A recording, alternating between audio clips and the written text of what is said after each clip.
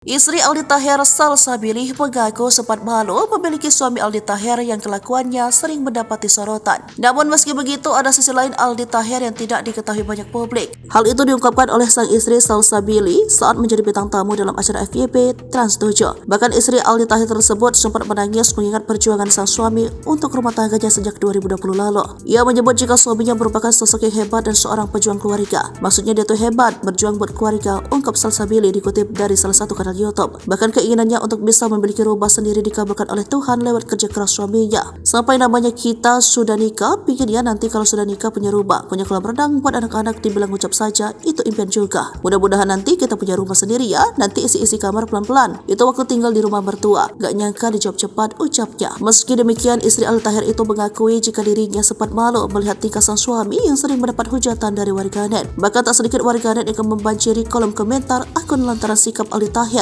yang kerap membuat kontroversi. Aku lagi hamil, nyebelin deh. Sampai aku tanya, kamu kenapa sih nyebelin? Rasanya tuh dia bukan mempermalukan orang lain, tapi dia mempermalukan diri sendiri, bebernya. Aku punya sosmed juga, meski nggak aktif banget. Sampai aku matiin karena komennya sampai 2000, mereka bukan menghujat aku. Mbak malu nggak sih? Masih muda nikah sama orang? Aku juga mikirkan, pas lama-lama mereka nggak tahu suami aku di rumah berdoanya kayak apa. Dia merawat ibunya. Lanjutnya, Salsabila mengaku dirinya banyak belajar dari Aldi Taher, terutama cara memperlakukan seorang ibu. Hal tersebut membawa berkah bagi kehidupan Aldi Taher. Alhamdulillah sama ibu aku, sama ibunya sendiri gak ada bedanya perlakuan Aldi Taher. Aku belajar banyak sama dia. Aku gak pernah cium kaki ibu. Aku jadi pengen ikut karena dia biasa mencium kaki ibunya. Banyak hal kecil besar tanpa disuruh aku mau ikut tandasnya.